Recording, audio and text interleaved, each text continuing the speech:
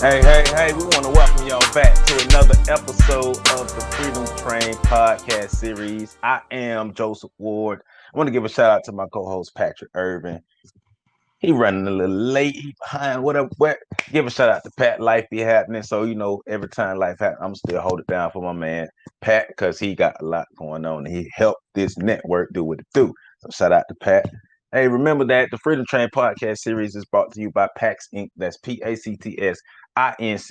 And PAX Inc. is a Black development organization aimed at developing the Black community to its maximum potential through a focus on economics and hard work with the traits of hard work, honesty, and integrity. And for more information, make sure you visit the website at pactsinc.org.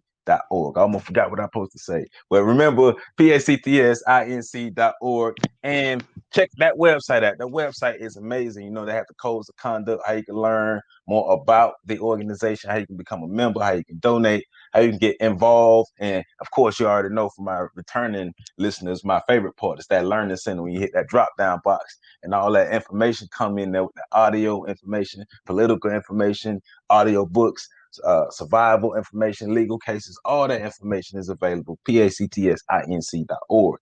And don't you forget about that Amazon Smile program. So Amazon got a program called Amazon Smile, for those who don't know, where it connects nonprofit organizations with buyers, like people like me and you on Amazon. So you go to Amazon, you buy something, but you sign up with the Amazon Smile program. And signing up with that Amazon Smile program, that means when you buy stuff through that program, a portion of your proceeds will go to the nonprofit organization that you choose. And that nonprofit organization should be PACTS Inc. So once again, the website, pactsinc.org. Make sure y'all visit our Freedom Train website at www.freedomtrainradio.com. That way you can learn more about myself, Joseph Ward, my homeboy Patrick Irvin, Enigma September, Shelby Davis, and Queen Candace. All the podcasts, the Enigma September podcast, Shelby's World, Lessons from the Screen, the Fixed Sports podcast, Freedom Train podcast series, as well as On the Shoulders of Giants. And remember that the Freedom Train book club is also coming soon. We got that happening. All right, so today, we got a good interview for you today. We got a gentleman who I first learned about when I graced the halls of the great James S. Rickards High School, right? So he is the president and CEO of Right Touch Sports Management Incorporated. He played college football at Edward Waters College, set records at Edward Waters, had tryouts with the Jacksonville Jaguars, spent some time playing football in Canada. Sports management is something that he's into. He's into music. He's an all-around entrepreneur.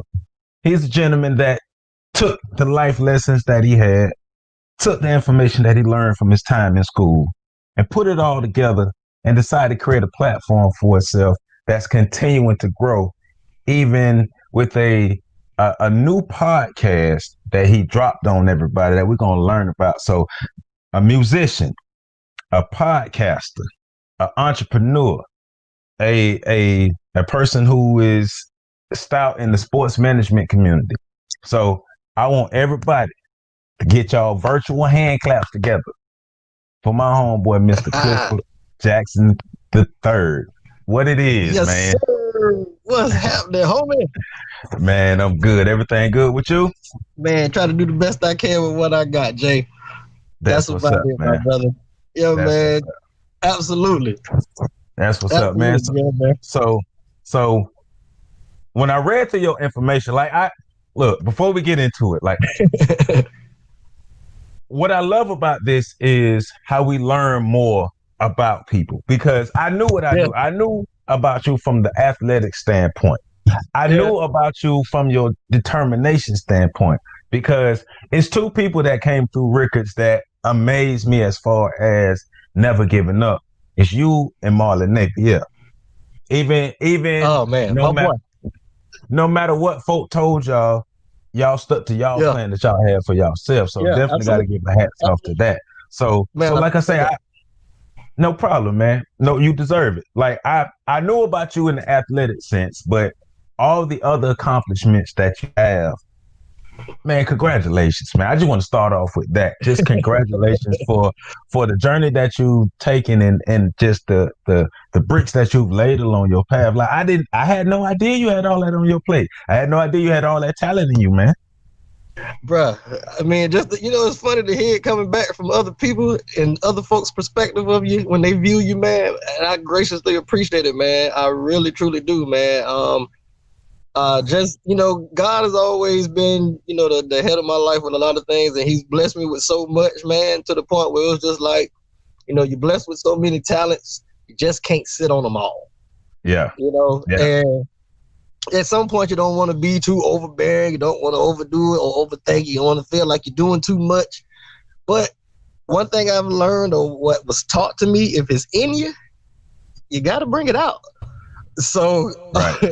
And that's just been one thing that just been a part of my, main formula in going into life, man. Just, if people...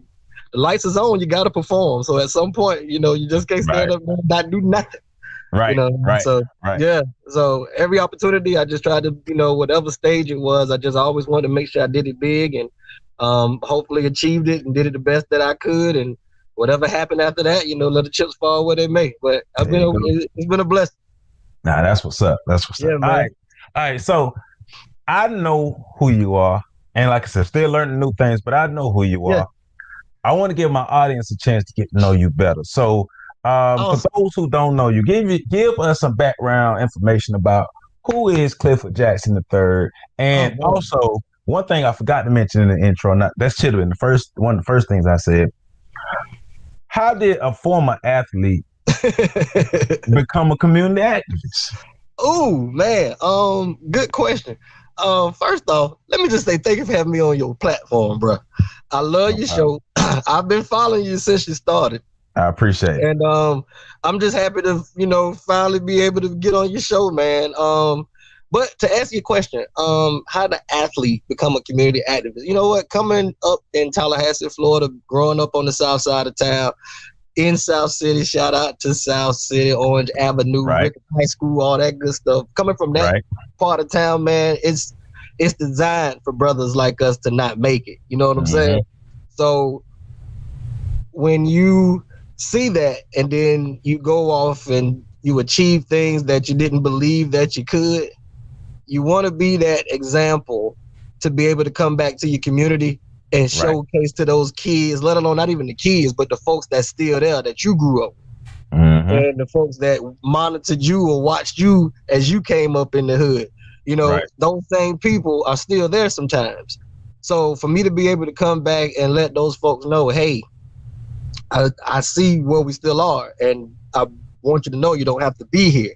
And if you are here, let's make here better. You know what I'm saying? Right. Not in the sense of, empowering yourself, wanting to have better for yourself, advancing your career, advancing who you are, advancing yourself as the person and individual that you are. And if I can do all the things that I've done and have been able to accomplish and come back to be a voice and a face that people can acknowledge, let alone recognize and identify with, and be able to go off and talk for my people and be a backbone for my people, because I came from this area. I mean, it was a no-brainer for me to be able to, do that platform and get involved with the South City Foundation. Shout out to the South City Foundation. Right. Knowing my background from being from South City and just knowing what they're doing and the steps that they're taking, they just felt like it wasn't a no better person than for me to be able to utilize my name, my platform, and what I've done and who I am to come back to the community, man, and just be, that example and just be that person right there with them, man. That's what's up. That's what's up. And what's up, Pat? We got my homeboy Pat in the building. He Ricketts High alumni. Yeah, what's good, homie? No much. Don't draw attention. I'm late again. Pat, you drew attention to yourself being late. Yeah, well, they know I'm late because they've been watching the interview. Come on, don't do this to me. It's all good. Hey, man, I got to take my shots when I can. You always talking junk. So. Hey, no, but I do have one follow-up with that. Being that you working on the South Side, Are there, because I've heard about plans to quote unquote revitalize the South Side, right. Field and South City. So are they really trying to revitalize South City? Is that in the plans, or just like one of the so what do you all, how are you all dealing with that? How are you all kind of being able to help the people come out as good as possible out of that situation with them revitalizing? Right. Well, you know what? The revitalization is real. They're going to break ground starting soon. But as far as the people there, that's the whole concept of the South City Foundation. We're there to help empower the community, being that they are tearing down a piece of the community that needs rebuilding, that needs restructuring. And we need a place like that happening in South City, on that side of town, for the people. So the people will want to, create better opportunities for themselves. The better that they're educated on the things that's happening and the things that's about to take place, the more acceptable and embracing they'll be when the changes come. Once things happen and once things start to take form, they can see that the community is working on becoming better. So now they have no choice but to want to advance themselves and want to become better. And what the South City Foundation does, as far as me being a part of it and what we're doing, there's things that's being brought to the hood that normally these people won't necessarily have access to, like a community classroom for advancement for employment, better employment opportunities, learning different skills such as administrative skills, simple things as answering the phone etiquette. At the same time, typing, faxing, printing papers, filing. Those simple little trait skills are great things to have and to be able to add to a resume now, where we're giving certifications for people being able to go through a training class for administrative skills or parental skills, where they're getting better parenting skills and stuff of that nature, even learning a trade, maybe even barbering. So beauty, cosmetics, cosmetology, whatever it is. We want to be able to bring that to that area so that the people that have access to it, because not everybody has a car to get to a TCC or a Lively Technical Center for school. Not everybody has a car to get to work. But if we can bring these type of opportunities for the residents there, everybody learns from that. And then everybody empowers and advances from that. And then everybody grows. And then everybody starts to live a better life. So once the revitalization parts take up, and they start rebuilding these new apartments in that area, and they see the new quality. They're not looking at it as, this the South Side as it's always been looked upon, but now, this South City. This what it's supposed to look like. I want to live here now. So now once we got opportunities where businesses and people want to start bringing money to the South Side and investing in it, now we got a whole different dynamic going on in just one community within itself, which is literally the backbone of Tallahassee in my eyes. It's always happened. Right. So, yeah. Go ahead. I didn't he wanted to add something. No, I'm just saying, no. Just to be a part of all that, man, and just to answer your question with the revitalization and all of that, yeah, it's definitely going down. Yeah. Okay. So I'm gonna ask the question that I know a lot of people are wondering, because even when Joe puts the quotes around revitalize, what? So I guess when people hear that, they think of gentrification. That's what they think of. Right. What's gonna be? What are, like, if you can, or if it's whatever, then that's fine. But if you can, like, what's gonna be the thing that prevents this from turning into that prevents, this revitalization effort that sounds amazing in terms of bringing the skills into the community and all of that. It's definitely needed. What's going to prevent the businesses and the money flooding in from, the people being, like, priced out? Does that make sense? Yeah, it makes sense, and that's a very good question too, my brother. What's great about it is that the South City the census tract, the business tract for the whole census tract period of South City is is about to become a purpose-built community. Now, I don't know if y'all are familiar with Purpose-Built, but Purpose-Built is a $1 billion nonprofit organization that has gone on to many rural, urban communities and have literally flipped them, redeveloped them, and gave these people who are living in poverty or living in low-income neighborhoods a better way of life, a better way of living, and bringing resources to these people where upgrades are needed within the community. Purpose-Built identified South City or Orange Avenue Apartments as a purpose-built neighborhood. So we have the national backing of a $1 billion organization that's, have literally compacted funds to raise and get the first and second phases done for this, huge project. The thing that's happening right now with this whole ordeal is putting these people that a lot of people thinking that these folks are going to be mishoused or the residents not going to have they're going to be displaced and not be able to have any access to anything. Well, the Tallahassee Housing Authority is a part of this whole project. So nothing can go through or happen without the mandate and the signature going off with the approval of the Tallahassee Housing Authority. So all of those people have received vouchers. They've received vouchers for relocation, as far as any type of actual upgrades for apartments, or even if they want to become first-time home buyers. They have that opportunity too with that voucher to put into perspective into place so that these folks and the residents that move out, they'll be able to sustain themselves. And once those apartments are built up, the people who moved out and had those vouchers have first accommodations if they want to move back to the South Side to invest back into what has been built back in there. So everything will be on point with that. Hope that answered the question. Hope. Yeah, he's shaking the head. Yeah. Okay. He didn't duck it or dodge it or nothing. Like, he got to it. Yeah. That's more in fourth quarter. There you go. Now that's what's up. No, but seriously, and I feel, Pat, because a lot of times people, too, you ask somebody that question, they give you a political answer, but you're like, nah, this is what's happening. So that's the best part about it. All right, and so, you know what? And for him even asking that, the blessing on top of that is that I get to be on part of these big time Zoom meetings and conference calls, and I get to hear it from the people themselves.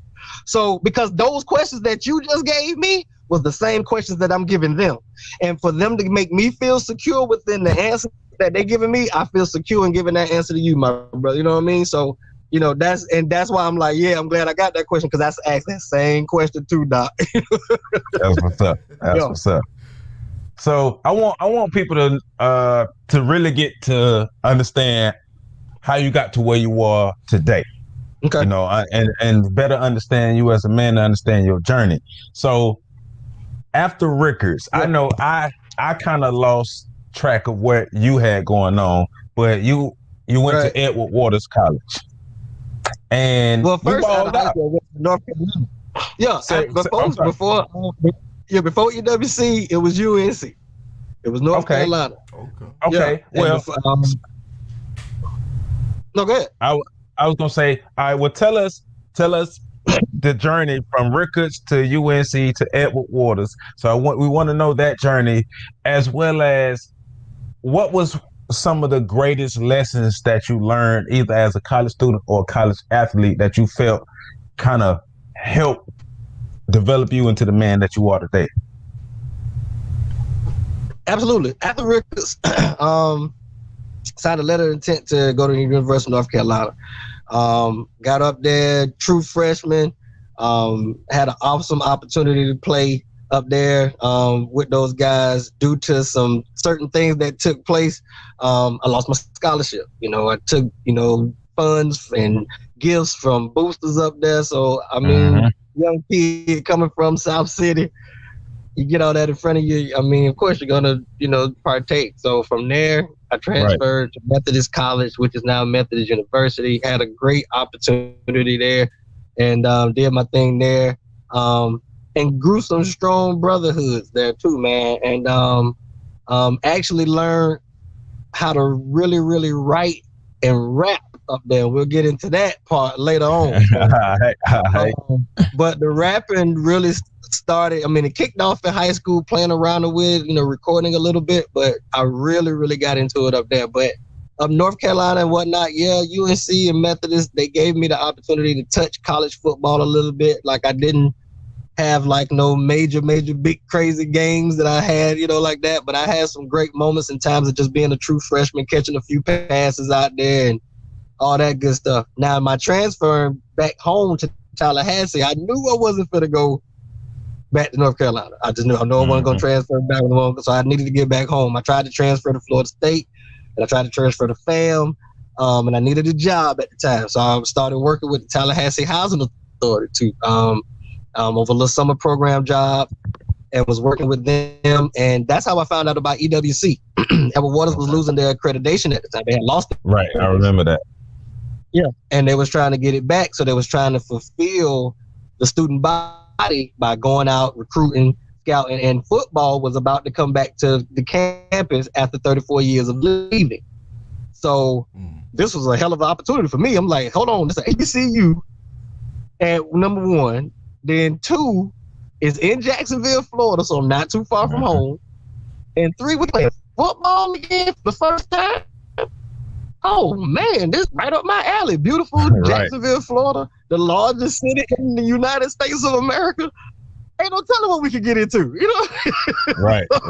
So, so going to EWC, man, I discovered the hood, for real. It's literally the good in the hood. It's a small school. If you blink twice, you will miss it. And it is home. It's everything to me, man. That college opened up so much for me.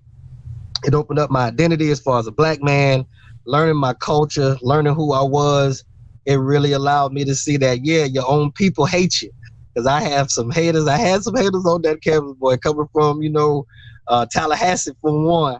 You can have that Tallahassee stomp on your name, boy. That stand for Tallahassee. Listen, that thing resonates everywhere. I'm telling you. I don't care where you go, bro. So to have that on top of you, then a D1 player and come in, who is this guy? You know what I'm saying? So I was just like, let me just see what I can do and see how things happen and muster up from there. And that's what happened, man. The football team started to come back and we started to build and we grew, and I actually brought a few homies from Tallahassee with me to EWC. Shout out to Mario Murray. I brought Lil Rowe up there with me. Marcus Hall. I'm talking about we went there had a ball. And man. And EWC football kicked off, man, 2001. I was the first face in the newspaper as far as kicking off the season. And once they saw my face in the newspaper, that's the face that they started to come see after that. Like I kid you not, it was like all media attention came to Cliff, all the folks and just attention. So once the season kicked off, it was everybody. It wasn't just about me, you know what I mean? And I'm talking about you got the Dexter Gantz, the Mac Fraziers. I know these probably some names y'all probably like, Cliff. I ain't never heard of these people folk, but these folks deserve that kind of recognition. Or Terrell James, or Terrell Randolph, Styles, like these cats, Des Jacksons. Oh man, listen, I could go on forever about these boys, man. These boys came from that product up there in Jacksonville and all around, and just that EWC football, like to be a part of the very first roster, bringing that football feeling back to EWC, like was amazing, bro. And to see what it is now, 20 years later, now we got college stadiums now. We got a stadium at Edward Waters. We got, they done created a whole different athletic department is different. We got a gymnasium now. We bought out James Weldon Middle School, which was right on our campus at the time. Like that used to be our practice field. And I'm talking about we had to go through the practice field picking up glass, trash, and syringes. Wow. You saw everything on Kings Road. You know what I'm saying? So, I mean, it was that kind of deal. But to see now we got a turf field with stadiums and bleachers and lights and stuff like that, like it's amazing. It's crazy to know that that's something I started and I was a part of, and I'm still a part of, because I talk to them players all the time and I go just give them some inspiration. I speak all the time up there. So, and the new essence of that, everything is good. But yeah, EWC was everything, man. And one thing I have to say I took from there that's molded me to this day is this thing that my coach at the time, head coach Lamont Massey, who I ain't gonna talk about him, but let's just say the most important thing piece of information I think he gave the whole team, but yet I took as a man, bro, that I didn't figure out what it was or what it meant until I graduated, until I really had to be in this space, was this thing called, he had an acronym, WIN, which spells win, right? Everybody wants to win, but what's important now? And when I took that, and I stood there after my graduation day, bro, and I got that degree in my hand, and after I went home and I cried and I ate all my food and enjoyed the family and whatnot, after everybody left and was done, what's important now? What's next? Right. What's your next turn? What's your next phase? What are you finna do now with your life, Cliff? And that's the thing that I carry next with me every single day. What's important now? Every day, bro. I'm talking, that's still the acronym to this day at EWC. What's important now? I didn't put some other little letters in there, but but the what's important now deal is that's my thing. Like I live and die by that every single day. That's what's up. Yeah, man. Yeah, he just rolled off two of them things because he said, what he say? When, what's important now, and then when, what is next? When. Yeah. I like it. Right. Yeah, man. When I start using it. Oh, absolutely. I appreciate you. I want that. But take my hat off for that respect right now. Soon as the next semester start and I start teaching again, I'm on it. I got it. There it is. Win. I'm sparking things. We sparking things. That's what it's all about. Hey. That's what's up, man. One of the interesting things you said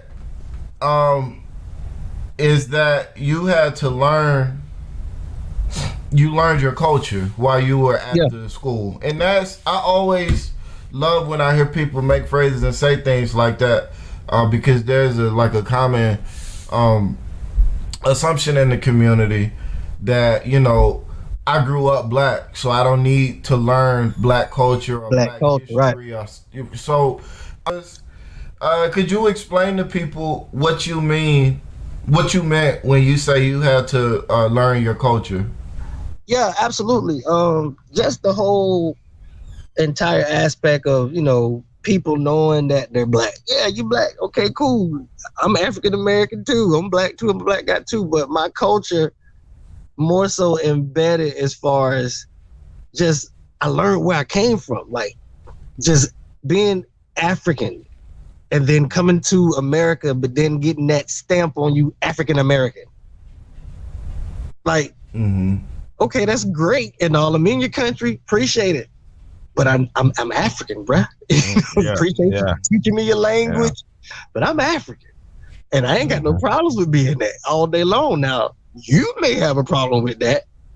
And that's the things that we struggling, or not even struggling. I mean, we fighting for every single day just to get our point across that, hey, we black, we're African, we're in America, we're African Americans. At the end of the day, all of that shit, it's the same thing. We're human. But I had to learn it from an aspect of being brought up in a country that didn't like you.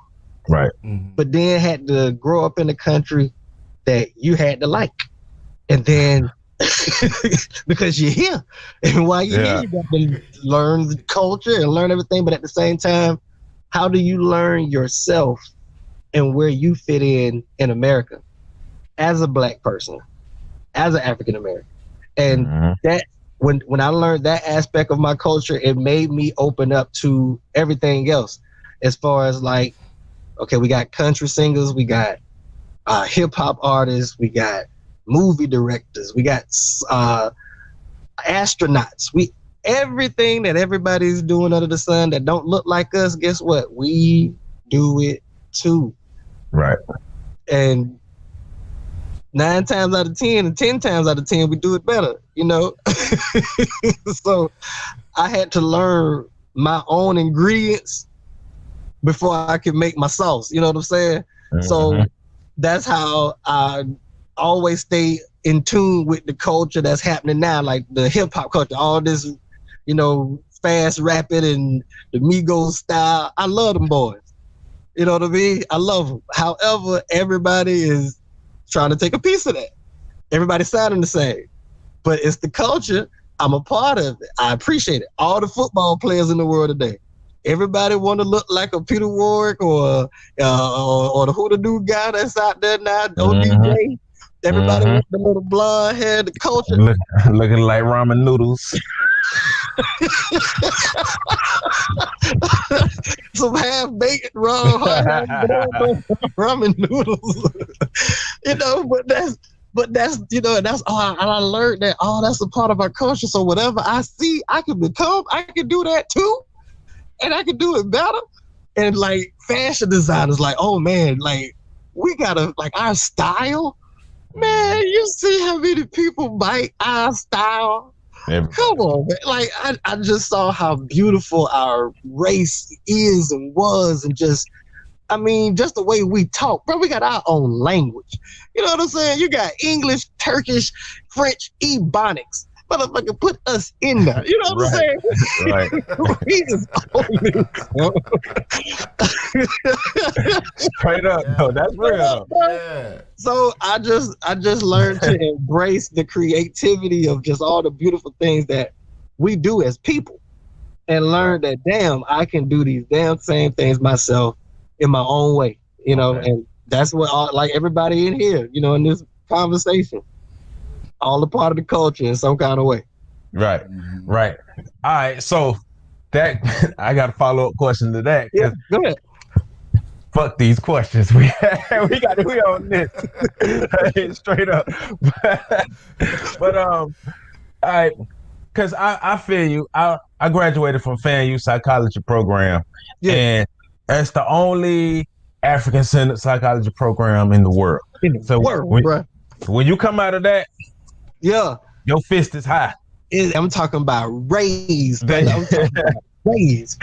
Straight up. So how did you take that view of yourself, that Afrocentric view, that information, that knowledge?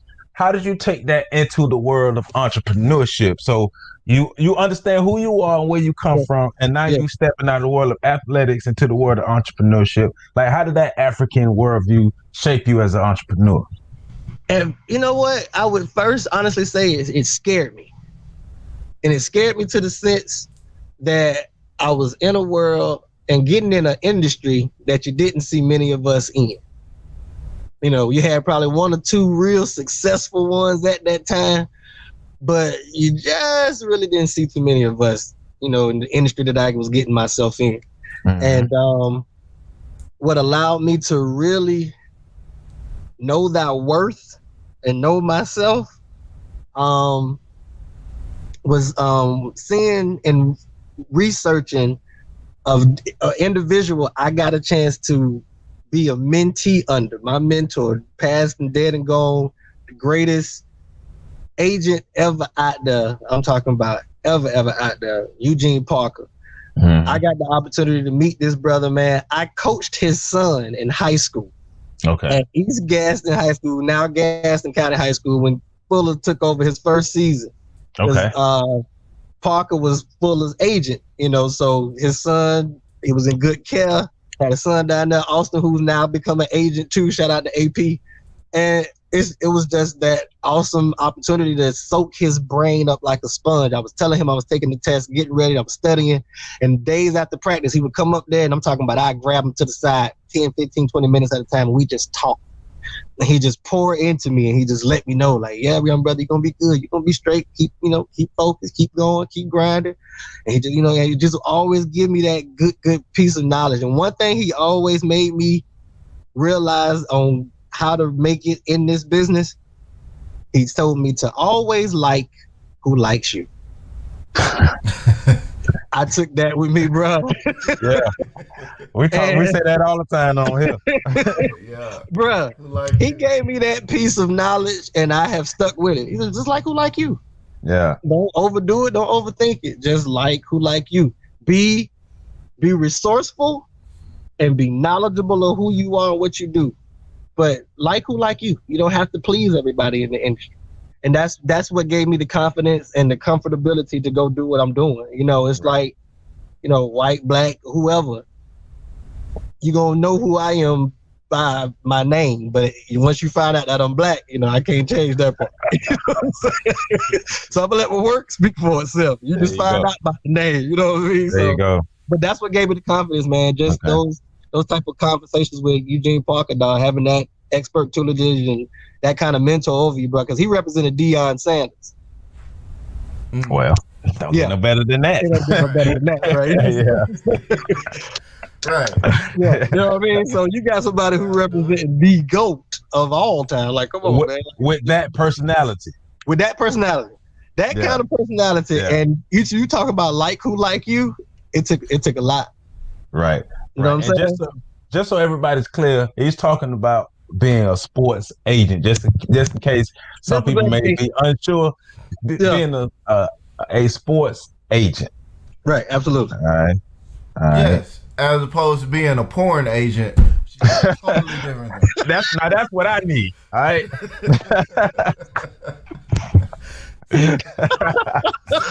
Y'all boys loose. But it's not.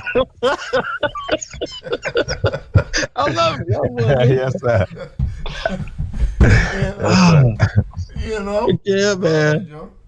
Now, all right. So you connected with another gentleman that I have reverence for being able to watch him on the field, and watch him at UCF, Cincinnati Bengals. So we're talking about Mr. Elton Patterson, and I do want to say this too. I give you and you cats like EP, AC, cats who came up with you all, who didn't turn to Southside legends, because y'all know what I'm talking about with them Southside legends. Like, only in Tallahassee and the Southside where being a legend ain't a good thing, right? I can tell you that. So, but seriously, like, because we saw, and when I was at Rikers, I saw a lot of cats who we heard stories about. Hey, man, that cat was. It's like, well, nah, he ain't. But you guys really gave us something to look up to, because you kept going, you kept fighting, and you kept building, and you still continuing to build. So I do want to give you and EP and AC and everybody that was ahead of us who really helped set the foundation, because we can't come behind y'all and say, man, we can't do this and we can't do.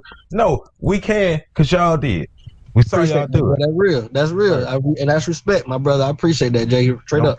No problem. So, franchise sports agency. Yeah. All right. So you got your master's in sports management, and then franchise sports agency. So can you tell us, like, what made you get that master's, and what is franchise sports agency? How did you build it, and who you into it with? Sure, absolutely. What made me go get it was knowing that you had to have it to become an agent anyway. You know, at first I was just training athletes. I was an athletic trainer. I had a training company in Atlanta. I lived in Atlanta for 8 years. I had partnered with the city of Atlanta's Parks and Recreation Department, and was working out celebrities and folks at one of their parks. That was the perk. I was going to bring in the clientele. Y'all provide the facility for them. You know what I mean? And the kids and the people who work there, they could take pictures and sign autographs and all that good stuff. So I was just working people out. And what made me want to get into it was certain players that was coming to me and asking me about agents and who they should go sign with, or who I should lead them to, or what their agent not doing for them at the moment. So I was, made me think, well, damn, that's something I still want to do. I wanted to do it. My agent was shitty at the time. Let me go do this, and it just made me want to go back, and it made me want to go back to school, and it made me want to chase something that I knew that was going to be sustainable for my lifetime. I mean, even if I give this up, I mean, I can go be a AD somewhere, or I can go do something in sports somewhere, at all times. And I'll just always have that, backing at the end of the day. Like, that's important, and what franchise sports was, it was actually EP's brainchild. Me and EP wasn't even going to become business partners. I didn't even know he was doing his thing. I didn't even know he was back in Tallahassee. He didn't know I was back in Tallahassee. I had moved back to Tallahassee in 2010 because I had just became a father. Shout out to baby girl P. And me moving back home, he had just got married. Didn't even know he had got married. So I was like, okay, wow. Then we met on the craziest side of town and at the same gas station. And we're just like, dude, you here? Right. Like, really? It was the weirdest thing, dude. And he was like, what you doing now? And then we caught up and I was like, well, I just became an agent. He was like, no shit, I just became an agent. I was like, no, stop. He was like, bruh, for real. And it was the weirdest thing, bruh. And he was like, man, I know you're trying to start your own agency. I was like, yeah, I am. I was like, man, let's do this shit together, bro. What's up? And it was a no-brainer. When we grew up together, we was raised in Tabernacle Missionary Baptist Church together. Right. Toothless in the daycare center, so so we know each other. So this is, it was like a match made in heaven. And we just studied the game together, man. There was a lot of things I knew that he wasn't going to be able to necessarily do because he had a lot going on, with all the CTE stuff and everything. He had a lot going on with that. And a lot of people don't know that about EP. A lot of great guy, love him to death, but my dog done going through some head stuff that really done not messed him up, but he just he good all day. It's just he had some moments, but the drive that we both had learning the business young, like I think that was the excitement of our first time, really, because it was our first year becoming agents. And we was winging it, bro. Like we was winging it. Like we knew what we wanted to do. We knew where we wanted to come from, and we was winging it. And the crazy thing about it, like we did a business launch party. And when we did this business launch party, our very first one was representing a few clients. We had Jabrell Smiley from Florida State. He was a running back at Florida State. We had David Hines from Florida Atlantic, linebacker, who got a shot with the Dolphins during our tenure in time, and a few other teams. But we had this nice little business launch at the Hotel Duval. Okay. And everybody was there, had a cool look, bringing out whatever folks came. And my kindergarten teacher, I invited her. Miss Clemens, shout out to Miss Clemens from Leonard Weston Elementary. Me and my kindergarten teacher still have a relationship to this day, a great friendship to this day. And she came to the launch and she brought a friend with her named K.U. Banks. And K.U. Banks was this multi-million-dollar real estate agent at the time, man. She came in and kicked it and chilled and she introduced us to her and everything. And all of a sudden, Kay just came out of nowhere and said, you know what? I feel something brewing. She said, you guys I'm going to give you my card. You come to my office on Tuesday. What are you guys doing Tuesday? It was like, nothing. We got no plans. She was like, we're going to register something for Tuesday. Y'all come see me Tuesday. That Tuesday, we go into her office. We realizing that we walking into our office. Gives us an office space for free where we had conference room, projector screens, own desks, walls you can write on with marker and erase, like shit like that was new to me. What is going on, right? And bro, like interests with key fobs and all that stuff. So I'm over here like, wow, this is really going on right now. And it set us off. Like those type of blessings was happening for us. And the blessing that came after that was our guy that we was representing got picked up by the Dolphins. He had a shot, did his thing, was on the practice squad, and bounced from team to team, had a chance to really explore and fulfill his dream. And me and EP, we still work very, very hard with our guys and with our clients and whatnot. Although, we both kind of not necessarily separated. We still work together, like I said. I just started my own leg, man. It was just, we had some creative and move differences and whatnot. Sometimes when you see or feel that you can expand and you want to do more, you want to build your brand more from what I felt franchise could do at that time, he wanted to stay in one place. I felt like, the NFL is awesome, but there's the CFL, there's the XFL, there's the FVFA, there's the LAF. I mean, it was so much stuff that I was learning about all these different football leagues and different ways you can make money and send these guys overseas. I was just like, bruh, let's connect. And he was like, nah, I just want to stick in my own lane. And when you have those differences and whatnot, you got to learn I learned all I could, and I learned all I, did, and it allowed me to be encouraged enough to go start my own agency and to start Right Touch Sports and to have my own clients now and to be a part of not just the NFL, but the CFL and the GFL 1 and the GFL 2 and the XF and the XF, so I got all of these different avenues where I'm not just signing guys and then releasing them, because that's normally what happens with these players. Once they get on, you sign them and the team don't pick them up and they don't get picked up out on practice squad. Like, that's it. That relationship is done unless no team calls. Like, that contract, that standard representation agreement is a wrap. Like, good luck, or go find another agent if you feel like you want to continue to do this. And that's normally how it goes. And I just felt like you do all that time, spending all that time building that kind of rapport with these people, you might want to try to continue to build upon that relationship, because you never know how things can come around full circle. And I just like to create great stories, man. So if this is one in the making for a lot of my players, I'm hoping Right Touch Sports, and now newly along with Beyond Athlete Management, we'll talk about that too in a minute. Okay. Yeah, man. Think good things start to come to those who are consistent and who wait, man. Nah, that's what's up. Yeah. That's definitely what's up. I'm glad you're giving it from that perspective, because I don't know a lot of young black dudes who really understand sports management.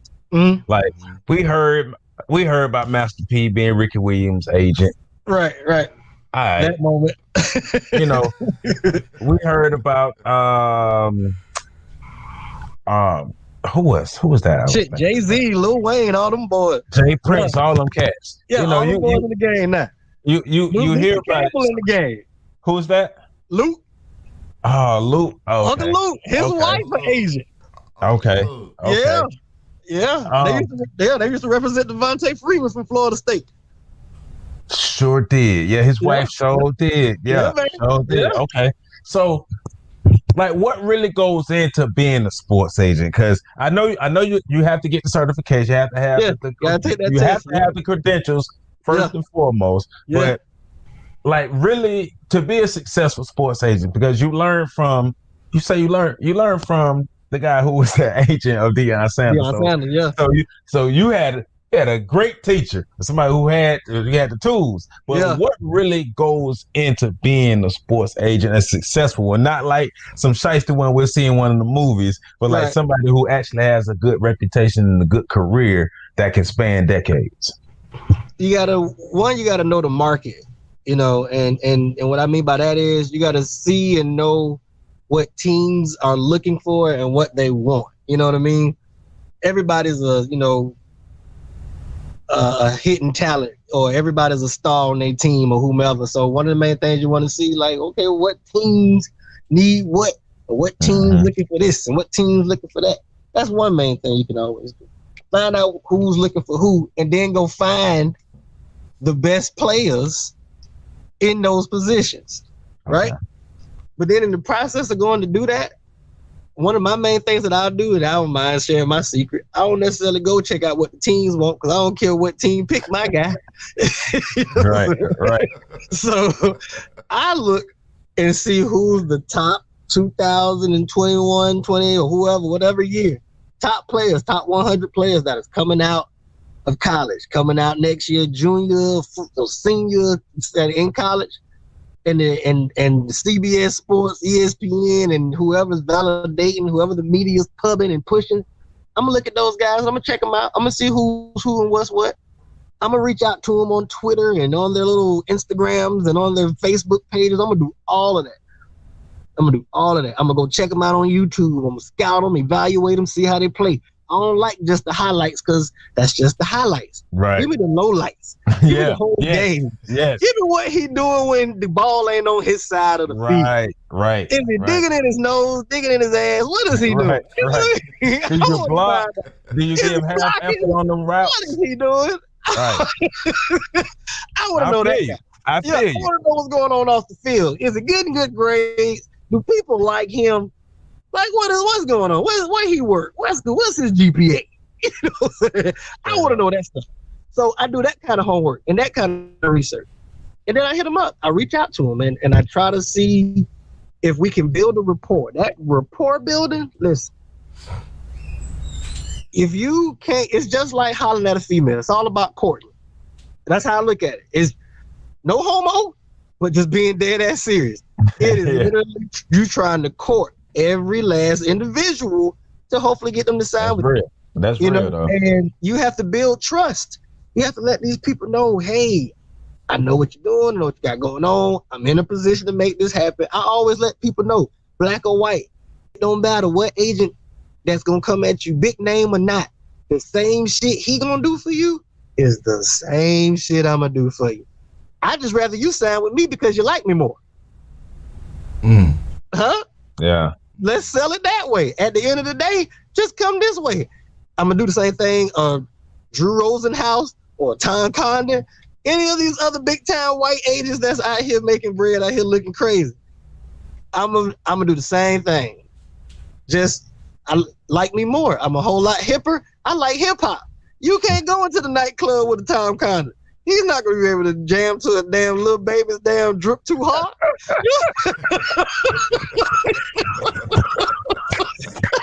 Hey. Boy, listen. Relatability. You gotta be honest with them. So what would you rather have? Would you rather have yourself an agent that knows everything and gonna treat you like a back burner and not give you your voice and tell you to hush this, don't say that, whatever? Or you gonna let somebody utilize your platform who look just like you?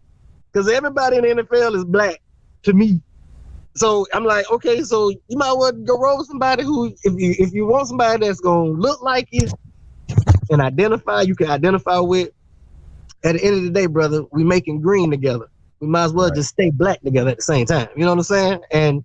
And that's the mindset and mentality that I have to educate these young brothers on, because all they see is what they see from the TV or what they see from their past players that may have gotten the big time contract or the big time white agent to come see them.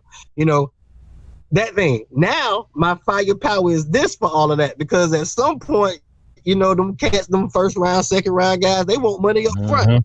They want to see, you know, what you're going to do for them. You know what I mean? You're going to take care of a trainer, all right, cool, but what you going to give me up front?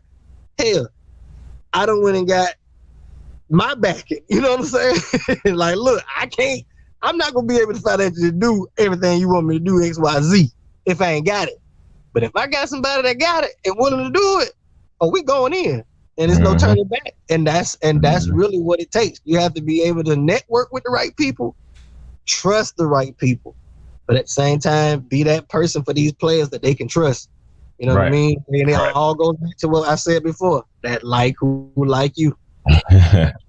Straight up. Nah, that's cool. That was real dope. Especially the courting piece. And look, I ain't finna say no homo or pause and that. What that ass meant, all right? Yeah, absolutely. All right.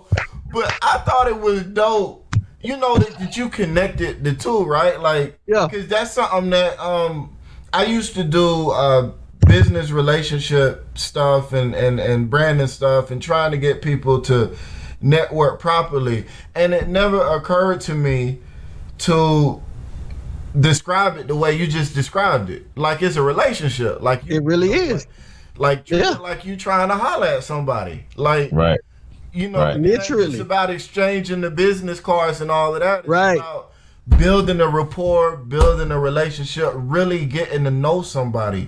That's dope. You know what? I'm gonna have to credit you for that too. I appreciate it, dog. Hey man, top off to you, baby, all day, man. Hey, yeah. I'm telling you, respect. Yeah, man. That's cool. So now we could be here talking about sports all day. We can. I love it. But you got a resume. You got a resume. You got tricks up your sleeve, man. You don't just wear one hat. So true. All right, Pat. I found a new podcast that I've been checking out. I ain't tell you about it yet, but I found a new podcast that I've been checking out. Right, it's called The Featured with CJ3. It comes on Monday through Friday, starting at 9 p.m. Huh? Why you ain't told me about it till just now? Because we got the host of the podcast right here. So, I understand that. Just line it all up on you. I'm finding out the same time the audience is. What the hell, man? Hey, see, I like to keep stuff to myself till it's time to reveal. I see. You know what he said about building rapport and trusting people? Yeah. Hey.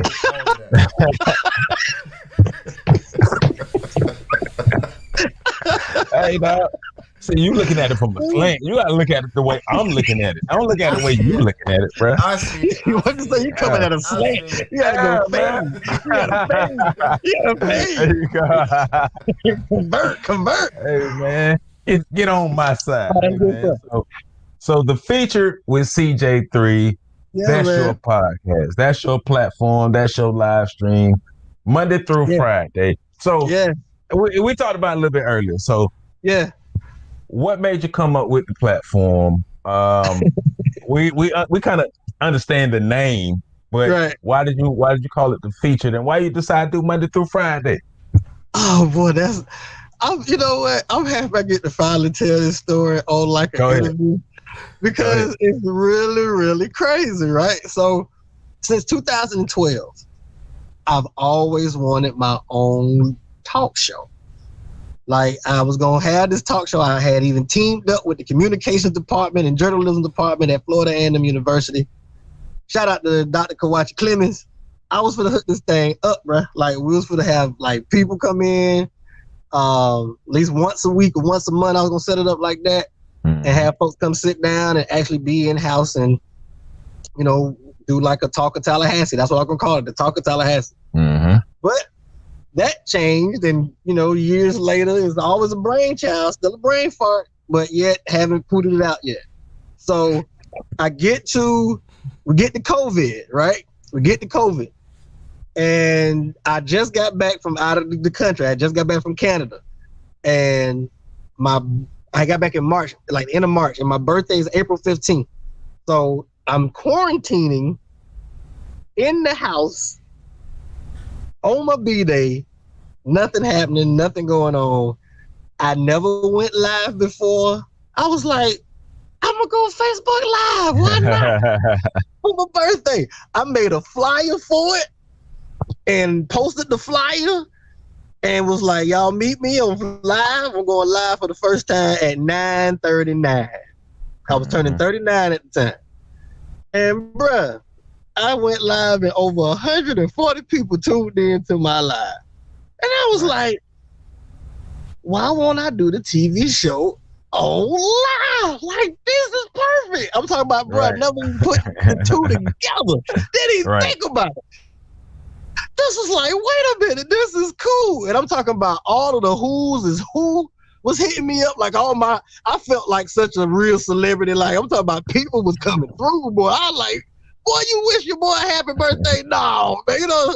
So I had that kind of moment and that kind of shock from it. So the next day, I locked myself in my room 3 weeks straight. I'm talking about I ain't come out to do nothing but shower, shave, shit, and shampoo, fellas. I promise. There you go. And I learned everything off of YouTube as far as what softwares to use, how to mainstream, how to multi-stream, how to find different platforms, how to green screen, how to do all this stuff, bruh. And then I looked at my phone and I was like, I already had the concept that I wanted to make, you know, Tallahassee a little bit at first, but I was like, I can broaden this thing so big to all the folks I really know. So I started looking through my phone, man, and I said, I'm finna make a damn TV show out of my phone. And I started looking to all the folks that I know, and I know so many people from the music industry, from the professional sports world to political heads and public figures and entrepreneurs and health nuts, physical trainers. I'm talking about presidents of colleges. I knew these people on a personal level, and I was just like, I can really utilize this and change the whole spectrum of the game. That was in April. I reached out to a whole lot of people in April and started my show May 1st, that Friday, the May 1st of this year. I started my show, and I was just going to do it every Friday. And my show was called just Featured Fridays. That's what it was called. Right. I was just going to do it Featured Fridays. That was it. Every Friday I had just a particular, person. I promote them and boom, we talking. My first show was with Kanan Lamb. I don't know if y'all know who Kanan Lamb is. Hey, I know who Rat Boy. I know who Kanan Lamb is. Okay, so I'm jealous. So my first episode was with Kanan Lamb. For those who don't know Kanan Lamb is also known as Lamb Liddy. He's a big time platinum recording artist, producer. He's also a Hall of Fame legend here from Florida A&M University. A wide receiver who was a part of the legendary Rack Boys. I'm talking about, listen, one of the best receivers in the world. Him and Peter Ward, by far my greatest receivers of all time. But I got a chance to know this brother on a personal level, and I'll get into that part too later on. But me and Lamb, as he was producing and me being a musician and whatnot, I, was sending a lot of music to him, and he would always turn my stuff down, dog. Like, he would always turn my shit down every time I sent him some music. Yeah. The one song that I had 2 songs on the radio, but the one song that really got me in the game was the one song he said is better than all the other shit you said. So I was like, I take it, let's go. Right. So fast forward, so Lamb is actually a sponsor of my show. Okay. For the feature. So him and Torthan Collins and Big D Baker, shout out to Big D and Lamb, man. They sponsored my show. I told them what I wanted to do, and I told them I wanted to just, put them out there and put their name out there and put my name with theirs and see how it goes. He was like, yeah, if you're trying to do it like that, cool, that's no problem. So I interviewed Lamb, and it was my first interview. I had a lot of technical difficulties and crazy shit happening, but I got through it, and it went really, really well. It was like 2 hours long, but it went really, really good. Right. The very next day, I got a call from somebody who was my future Feature Fridays guest, name is Greg Bowman. And Greg is Teddy Riley's business partner in the music industry. Okay. And I know Greg through production stuff that he did for my group or with my group. So, and I met him through Case, which is another conversation. But he reached out to me and was like, Cliff, bro, I love the show. I said, appreciate it, man. Thank you so much. He said, I saw the first show, bro. It was awesome. I said, thank you, man. I appreciate it. He said, but you need to be on every single day. I said, huh? He said, either you gonna do this Monday, Wednesday, Friday, or 5 days a week, 7 days a week, whatever. You trying to be out there, right? I said, yeah. He said, you need to be doing this shit every single night. He said, oh yeah, change the name of your show, by the way. The Feature Fridays, yeah, that's cute now, but you need to change it. You need to brand yourself, brand your name. And I said, all right, cool. Click. That same day, the feature with Clifford Jackson III was born. The whole look, transformation, everything. I made Feature Fridays a segment, and I started June 1st, which was ironically a Friday. Oh no, it started on Monday. June 1st was on Monday. May 1st was Friday. June 1st was that Monday, and I started my show Monday through Friday that day, and been going ever since. Hey man, your top 10 days. Hey man, you funny as hell, man. You funny as hell. It was like what he had the top 10 way black people say no or something like that. He said, well, hell no.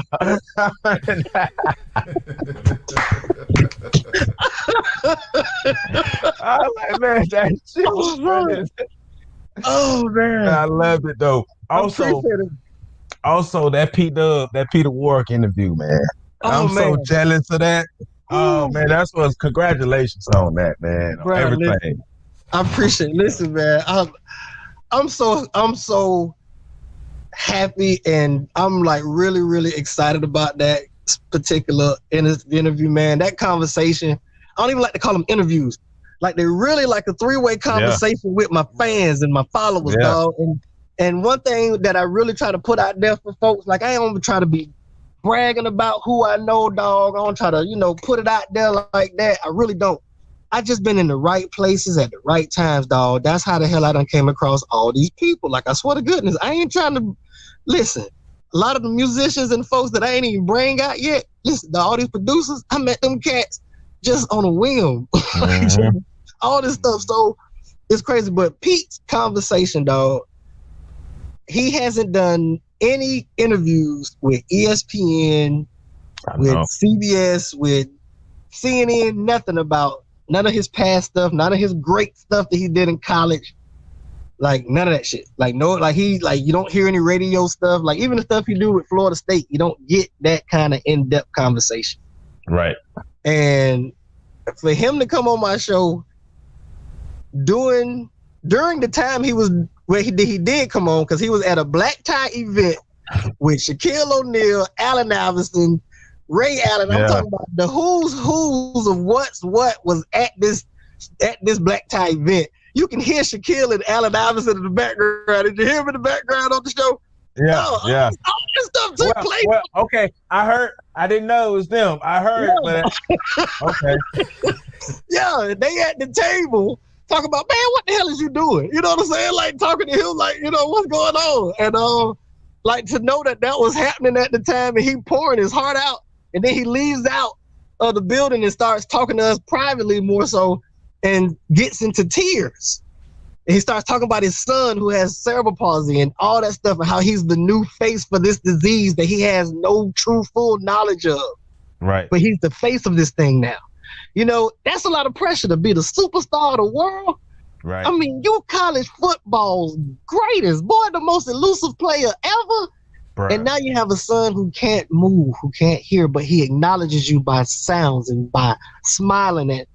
To know that connection, and we had that type of stuff being revealed, and then for him to talk about the shit that happened at Dillard's when he was in college, and all that stuff, like, bruh, he went in, and that's the stuff that I be really trying to bring authenticity to my show, bruh. Right.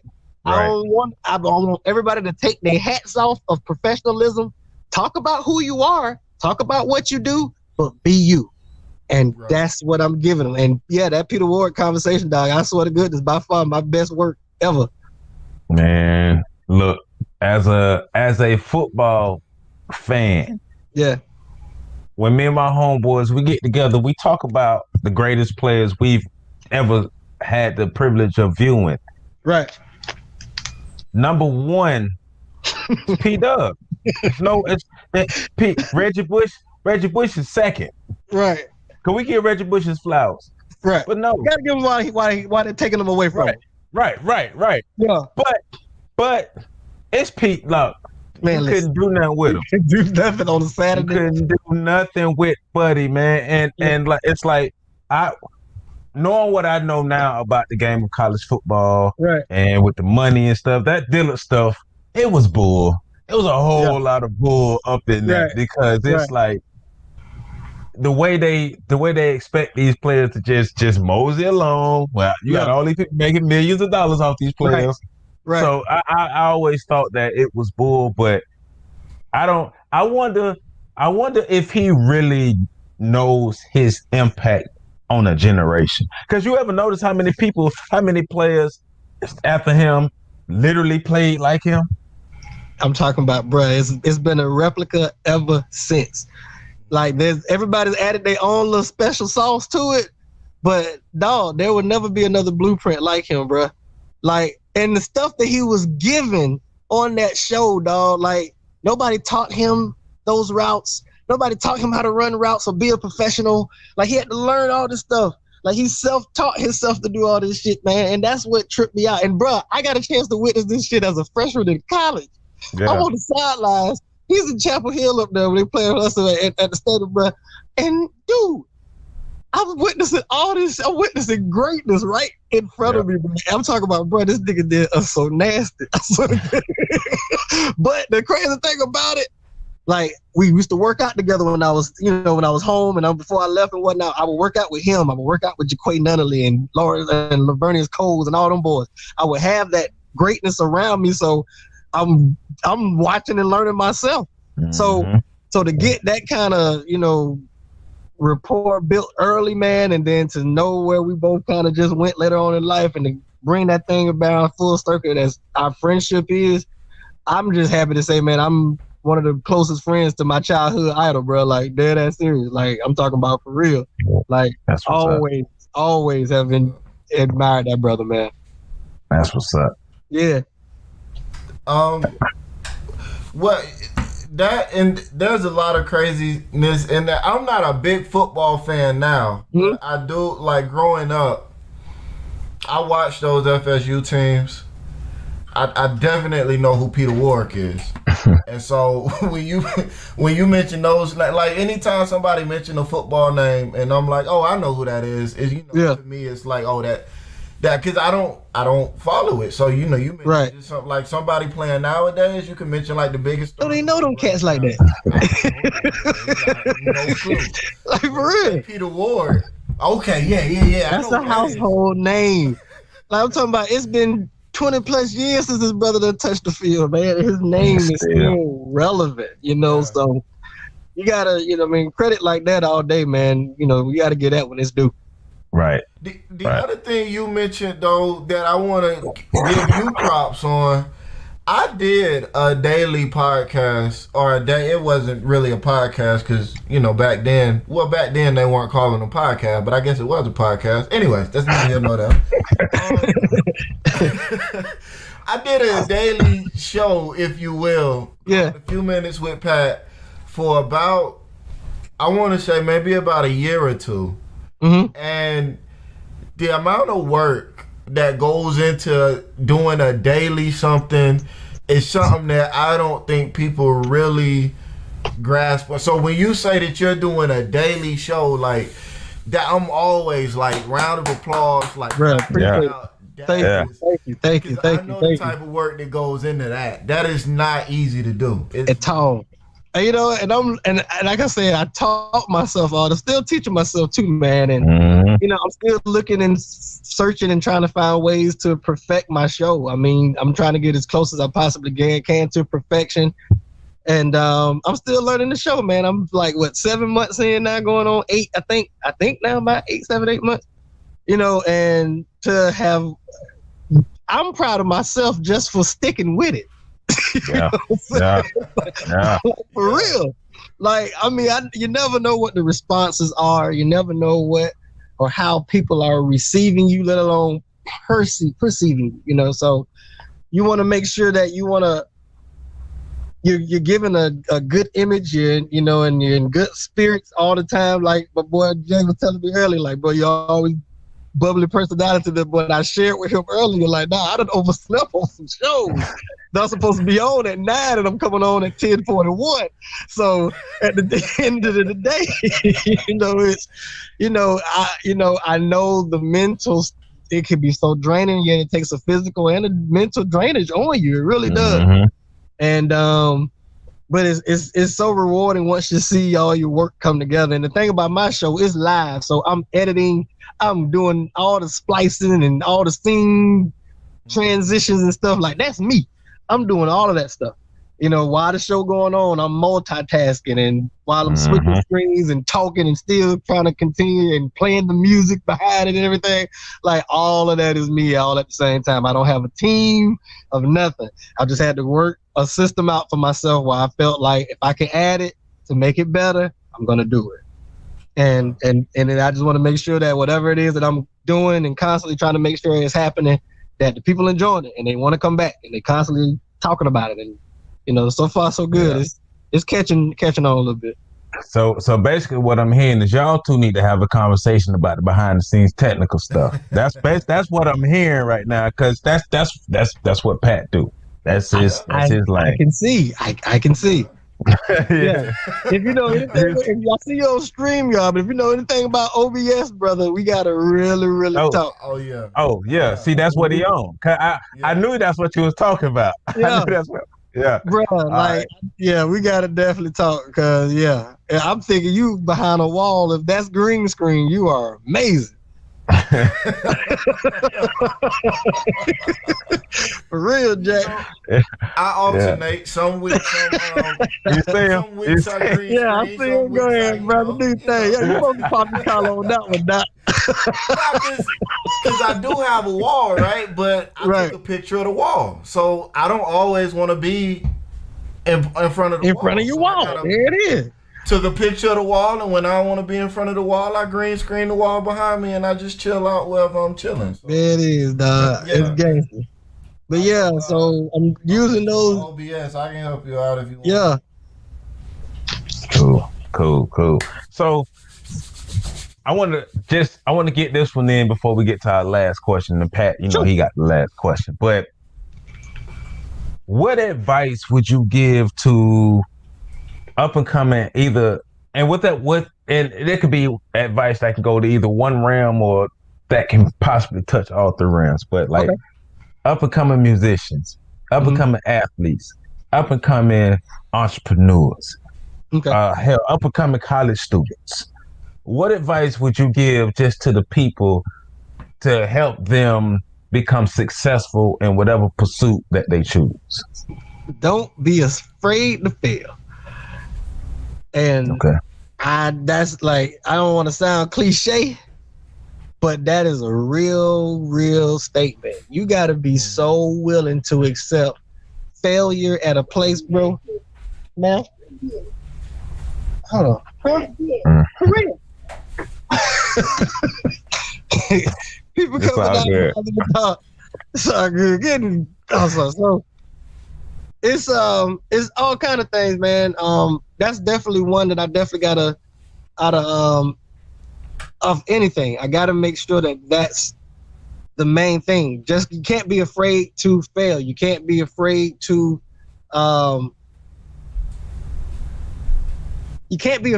just take up anything and not be able to follow or see it through. Like a lot of people are scared to fail because they don't plan for what it is they're getting themselves into, or they don't prepare themselves for what they're getting themselves into. However, they know that they want to do it. They want to get involved. They want to make an impact. They want to be successful at it. They want to be legendary, yada, yada, yada, all of that good stuff. But you'll never know if you're going to be that until you actually take the step. You can't be afraid to do it. Yeah. You got to try. You have to. Like, you have to literally become that person that you've never seen yourself be before. Yeah. You have to literally transform your mind and transform your thoughts of yourself to abilities that you want to see yourself enhance, at the same time obtain. And if you can dream it, you can be it. If you believe it, you can see it. And I promise you, all that stuff happens once you decide to just do it. Right. Yeah. That's what's up. Yeah. A lot of people are afraid to do things. One, because they are worried about what other people think, or they're just like, oh man, I ain't good at it. But for real, like for me, I always think about, well, Colonel Sanders got told 1,011 times that his chicken was trash. Right. That's basically what they told him. Your chicken trash. But then I think about it. Hey, Colonel Sanders ain't tougher than me. He ain't triller than me. Like this old white man, he ain't triller than me. So if he ain't give up, I can't give up. That's how I look at it. Right. That's real. Yeah. And boy, that's an analogy I ain't never even took for myself on that one, Doc, because he sure got told no plenty times. Yeah. And I'm gonna have to utilize that one, boy, because I'm gonna give you credit for that one. I'm talking off on that one, boy. Hey, for real. Straight up. Yeah, that's real right there. All right. So Pat, you got the last question. You know what the last question is, man. Ask your question, my brother. What is it? I'm sorry, I'm just talking about shit. My bad. So, if you were the all-knowing, all-powerful ruler of Zamunda, Wakanda, and the 3 nation states of Puerto Rico. Okay. If you were the powerful being of the world, the universe, what would you change about black people, and what would your message to black people be? One thing I would change about black people, if I was the ruler of all the places, I'm talking about that's a beautiful country. I don't even know what it looks like, but that's mine. That's mine. But one thing I would change, my brother, honestly, is the way we view each other. And what I mean by that is I would not allow us to be crabs in a barrel. I will allow us to be chutes and ladders. Because everywhere we trying to go up, no matter how many times we fall back down the chute, we got somebody to push us back up that ladder. Right. You know what I mean? So that would be my thing that I'll definitely change. Just our whole way we treat each other. That crab in the barrel mentality, we got to get past it. I myself alone, I'm not going to deny it. In past things in my life, I've been a victim of it. However, I know that there are things that when you're patient and things come to you when you wait, it's always a great thing. And what was the last part? What would your message to the people be? What would my message to the people be? Yeah, buddy. I'm gonna leave it. I'm gonna leave y'all just how I leave my show every single night. I leave them with 4 things. 1, stay smart. It's a lot of dumbass people out there. 2, stay safe. It's a lot of dangerous ass people out there. 3, stay clean. Wash your hands, wash your ass, all that good stuff. There's a lot of dirty ass people out there. And my last thing, stay your ass home. Because it ain't too many people that want to see your ass out there anyway. Hey, I ain't mad at that. Hey, man, look. Authenticity is key. Bro, I'm glad this shit is entertaining as hell. Yeah, I'm excited about it. No, but for real, because this is a, I know we're going to talk about it. This is a good interview because a lot of times people come on platforms, not just on ours, but we see people on platforms and I'm astute now. Yeah. I pronounce all the letters. Now, you don't talk like that. You eat. Man. Look, we eat prison chips. All right. We drink Coke. We go to the corner store. We don't go to, there are no convenience stores. We got corner stores where we go get prison chips. And that's how we get down, you know. Yeah. So I love the authenticity, but within that, you're like, I'm a regular person, but I know exactly who I am, where I'm come from. I'm educated. Yeah. I'm up on my culture. I'm up on all these things, but I am from the south side of Tallahassee. So if you expect me to learn this and become somebody else, I can only be the greatest version of myself. I'm sorry. I can't do it to him. Hey, listen, boy, I won't be a great representation of myself. Well, you said it clear, just like that. Okay, you can take me out the hood. Easy. But y'all ain't finna remove that hood shit from me. There you go. Forever, dog. I'm telling you.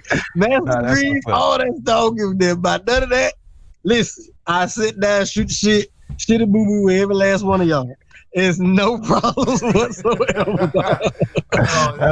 Hey, and I got to let your viewers know, Joe, when you supposed to come on my show? In February 19th. February 19th, everybody please tune in to the feature with CJ3. Go subscribe right now. My boy, Joseph Ward, will be on the feature. I'm featuring him. I'm paying homage right back to my brother. Bringing him to my show, on my show, February 19th. So after that Valentine's Day, all that good love and everything, y'all can go get some more love on the 19th and come on at me and my boy Joe Dub. We gonna talk about all kinds of shit. Hey, if y'all like this, you gonna like that. You gonna love that. I'm bringing my ignorant self. I'm a vouch for that. Especially if the fifth show is going over there. Yes. My boy will be on my show. Absolutely. Yes, so y'all make sure y'all go subscribe and tune in February 9th, 9 p.m. on Facebook, YouTube, and Twitch under the feature with CJ3. Just like that. There you go. So how can people get in contact with you? How can they follow you on social media? How can they follow the podcast? How can they get in contact with you about sports management, anything like that? Okay, it's a lot of stuff, people, and please write it down if you got to, or rewind this, or hit the repeat button on replay. But find me on Facebook, Clifford Jackson. To find me on Facebook for Right Touch Sports, you can go Right Touch Sports Management, and I'm on there on Facebook. Go on to Right Touch Sport. That's with R, not a T, and number 1 for Instagram. You can go and check me out on Twitter under Right Touch Sports. Also check me out under YouTube, Twitch, Instagram, and on Facebook. I have a fan page as well for the featured, with a D at the end of feature, the featured with CJ3. You can go check that out everywhere. Hit me up. You can always email me at thefeatured.cj3 at gmail.com. Hit me up, righttouchsports@gmail.com for those athletes that's trying to get yourselves out there. Or if you just want to hit me up and converse with me one-on-one and just get some advice from me, or you try to get yourself into some other stuff, 850-203-0311. Everybody get that? All right, so 850-203-0111. There it is. So I meant to say 31, so it's 111 0111. And lady folk, this man is talking about business, right? He's talking about business, right? All business, right? all business. Keep it clean. Yeah. You know they thirsty. All business, all about the business. Hey, it's all good. Yeah, man, definitely appreciate you coming by the show, man. I'm so glad that we ran into each other at the food distribution. Yeah, man, that was good. The Halloween thing. Yes, sir. Man. I've been eating off my community health plate too. Right. I've been eating off my community health plate that was in the bag. I've been holding that down. That's been my microwave friend, boy. I'm telling you. I've been eating up everything on the bag. And it double as a frisbee. And it's big as a frisbee too. Do not play. Okay. So yeah, man, I appreciate that, dog. But yeah, man. It's been a pleasure. It's been a privilege, man. I've had so much fun. You and Pat, y'all got a great chemistry, dog. Y'all keep this thing going. I'm just happy I'm finally done hit the freedom train. Hey, man, look at him. My toot, bitch. I've been on it. I'm good. I'm here. Yeah. So, the stage has been burnt down. All right. I'm here. Yes, sir. Hey, so stay on. We're going to end it, but I want you to stay on. So we're going to go back behind the stage. Absolutely. But, man, everybody already know what it is, man. Mr. Clifford Jackson III, the incredible Clifford Jackson III. This is the Freedom Train podcast series. It don't get no better than this, man. We told y'all we got the realest podcasting over here. www.freedomtrainradio.com. He's Patrick Irvin, Mr. Clifford Jackson. I'm Joseph Ward, and we up out this piece. Holla at a play when you see me in the streets.